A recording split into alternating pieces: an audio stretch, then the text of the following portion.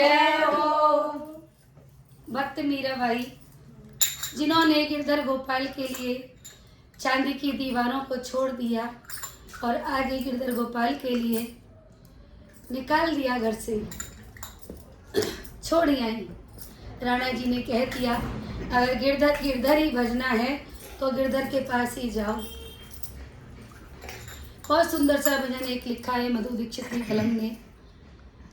क्या कह रही है मीराबाई ठाकुर जी से कि हे गिरधर गोपाल, आज सब कुछ छोड़ करके मैं और तेरे लिए आ गई हूँ। इसी भजन के ऊपर मैंने एक बाबा भोलेनाथ का भजन गाया था 2-3 साल पहले, बहुत वायरल हुआ था। हर चैनल पर आपको मिल जाएगा, वो आप सुनेंगे तो आपको पता चल जाएगा। उसके ऊपर आज भक्त मीराबाई का एक सुंदर सा भजन सुनिए।